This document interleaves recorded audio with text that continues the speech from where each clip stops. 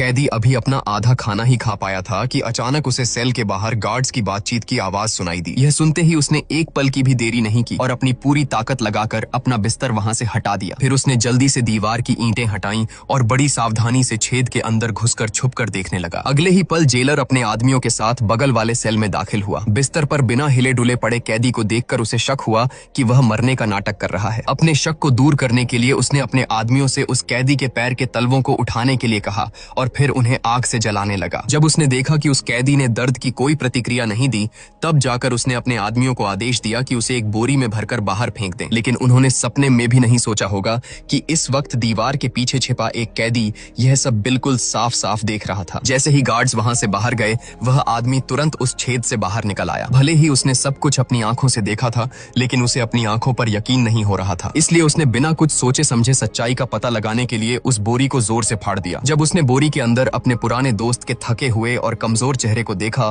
तो उसे इस क्रूर सच्चाई को स्वीकार करना पड़ा। अथाह दुख अचानक उसके दिल में उमड़ पड़ा और उसके गालों से बेतहाशा आंसू बहने लगे। जब उसका मन थोड़ा शांत हुआ, तो उसे अचानक वहां से भागने का एक बेहतरीन उपाय सूझा। इसके बाद उस आदमी ने जरा भी देरी नहीं की और लाश पर लिपटी बोरी को फाड़ना शुरू कर दिया। जल्द ही बोरी पूरी तरह खुल गई। आदमी ने बड़ी मुश्किल से लाश को खींचकर अपने सेल में पहुंचाया और फिर उसे बड़ी सावधानी से अपने बिस्तर पर लिटा दिया। इसके तुरंत बाद उसने अपने ढेर सारे काले बाल काटे और उन्हें धीरे से अपने पुराने दोस्त के सफेद बालों के ऊपर रख दिया, ताकि ऐसा लगे कि वह खुद वहां सो रहा है। आखिरकार बिस्तर को वापस पहले जैसा करने के बाद वह आदमी तुरंत सुरंग के रास्ते बगल वाले सेल में वापस चला गया और सुई धागे की मदद से अंदर से बोरी को वापस सिल लिया। जल्द ही रात का खाना खाकर गार्ड्स लाश को ठिकाने लगाने आए और यह तरकीब सच में काम कर गई। आदमी की धड़कनें तेज थीं, लेकिन दोनों गार्ड्स को जरा भी शक नहीं हुआ। उन्होंने बोरी को उठाया और बाहर की तरफ चल दिए। यह सुनिश्चित करने के लिए कि बोरी आसानी से समुद्र के तल में डूब जाए, उन्होंने उसके साथ एक बेहद भारी लोहे का गोला भी बांध दिया। अंदर मौजूद वह आदमी हिलने की भी हिम्मत नहीं कर पा रहा था। वह बस गार्ड्स को उसे किले की दीवार तक ले जाने दे रहा था। जैसे ही बोरी पानी में गिरी, वह 120 की रफ्तार से समंदर की गहराई में डूबने लगी। इस जानलेवा और नाजुक पल में आदमी ने तुरंत अपना पहले से तैयार किया हुआ खंजर निकाला। उसने अंदर से बोरी को काटा और उसका ऊपरी शरीर सफलतापूर्वक बाहर निकल आया। लेकिन उसने बिल्कुल भी ढील नहीं दी और तुरंत अपने पैर में बंधे उस भारी गोले की रस्सी को भी काट दिया। आखिरकार दम घुटने से ठीक 1 सेकंड पहले वह पानी की सतह पर आ गया। इसके बाद उसने अपनी बची खुची हिम्मत जुटाई